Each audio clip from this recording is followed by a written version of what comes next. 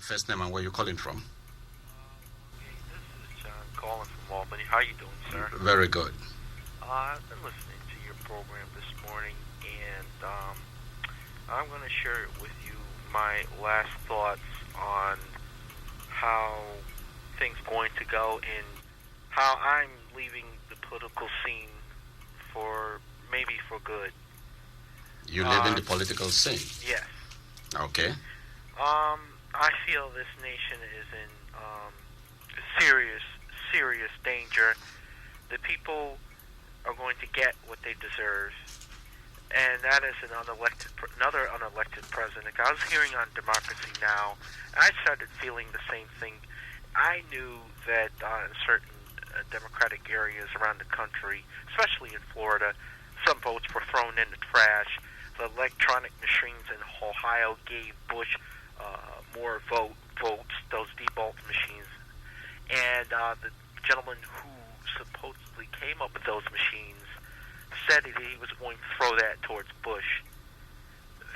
Those machines are in question, and the presidency is in question. Now we learn that not only troops have died yesterday, it's an overwhelming massacre going on in Iraq, and no one seems to care about it.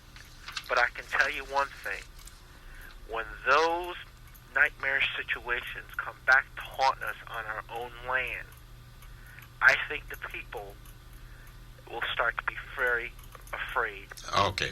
But it's only going to happen. See, no one cares until it's their son, their daughter that dies. They don't seem to care about that. They let George Bush get away with anything and everything he wants. Let me stop you right so there. King George has got in his way. So. Let me stop you right there. First of all, you said unelected president.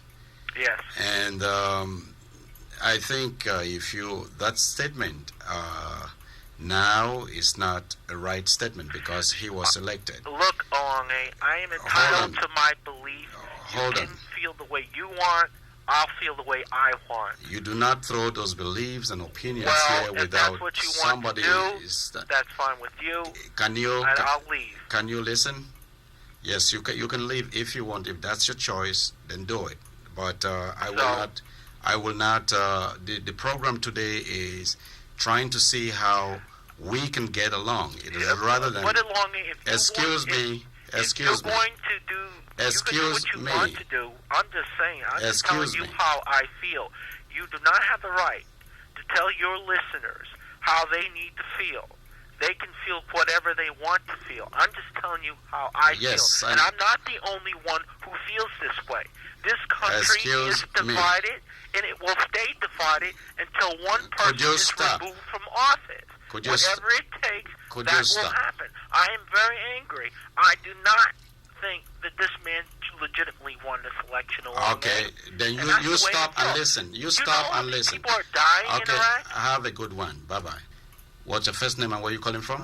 Darryl from Johnstown, New York. Hello, how are you doing? I'm doing great. How are you doing? Very good. And how's your daughter? Oh, she's doing fine, thank you. Great. I want to talk about healing and coming together. Yes, please. Not too long ago, we had a sort of a terrorist scare about our schools and our children.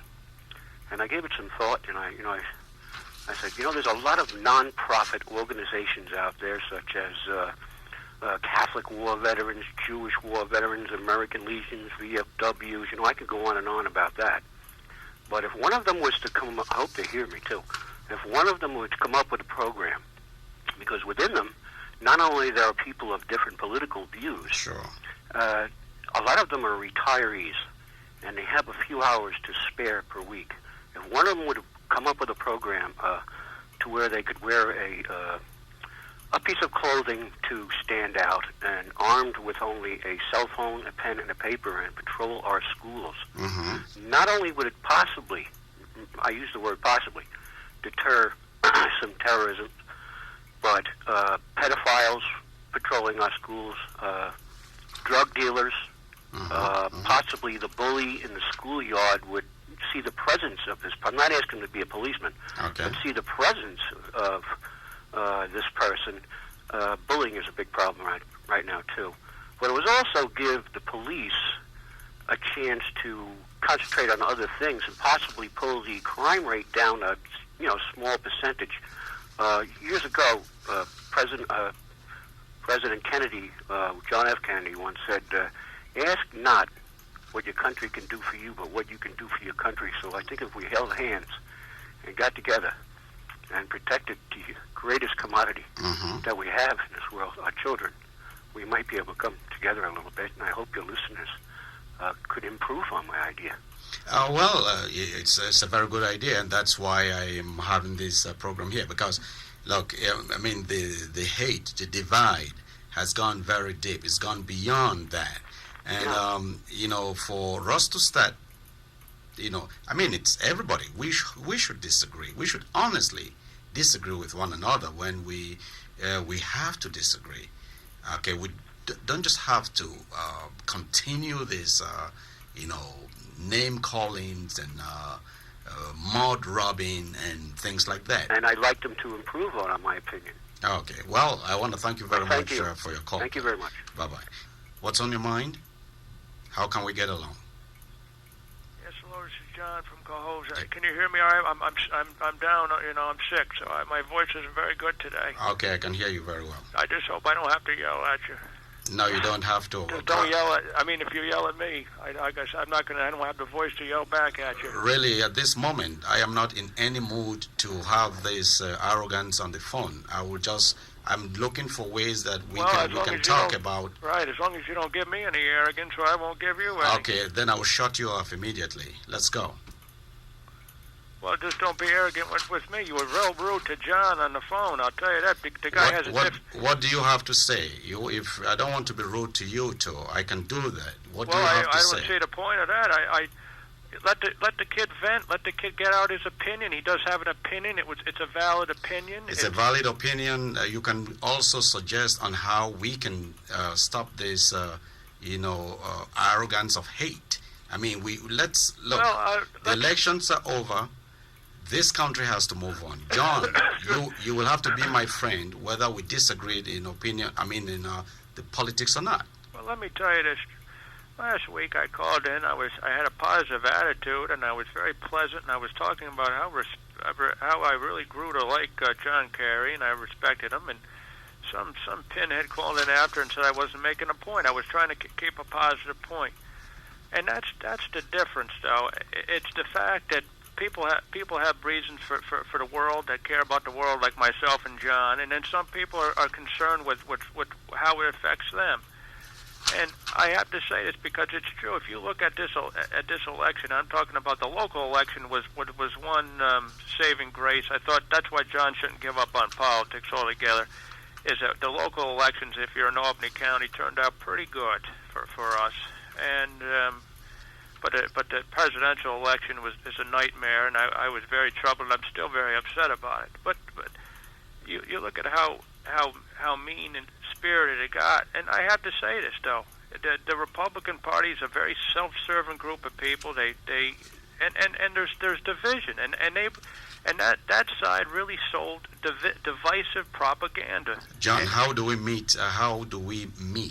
There has to be somewhere where both people. I think unfortunately, I think you were going to have to get the Democrats are going to have to get meaner, because you're dealing with such a mean group of people. They sat there and lied through their teeth. Let me just explain this. This is the troublesome part to me. They said that the Democrats and we people, and you even hear a couple of them on your radio station. One guy from Rensselaer, he talked about how we have no spirituality, no morals, and that's a very divisive, hateful comment to the Democrats. And I'm troubled by the fact that they sold on the morals issue with abortion rights and the gay issue, yet people like Pataki in their party, people like Schwarzenegger, and Giuliani are all pro-choice and pro-gay. So apparently, and they were proud to use them and bring them out to get votes. So, and they're part of the Republican Party. So what does that say about the Republicans then? It was a lot of deception. I mean, they sold the Democrats as having these issues, but yet the Republicans had people in their party do the same thing. Yes, John, it was. That's in the past. Is there any way, is there any meeting point? Is there any suggestions that you have? My suggestion is that you have to sell your points. And unfortunately, they're so arrogant with what they think for their religion that we have to say, and this is what I said on the radio, I wish people, in the election followed me more. Sell it to the point that morals, there are morals. What are you talking about morals? Morals are working wages for people. Morals are not taking people's overtime pay, not cutting the veterans' hospital benefits. This is all this administration has done. Okay. Well, I just hope that... So, I mean, as far as you want to make everything candy-coated, sweet, and wonderful, I think you're living in a dream world, because that's how we lost this election, was that the fact is we were trying to be too kind, and you got to put on the brass knuckles to deal with this corrupt Republican Party. I'll tell you, they are with that Karl Rove, and get rid of that Terry McAuliffe. And Jim, and if Carville was with Kerry from the start of his campaign, I think things could have been different. Yes, but John, the point is, nobody says that you don't look into the party and decide on taking some, turning a corner somewhere and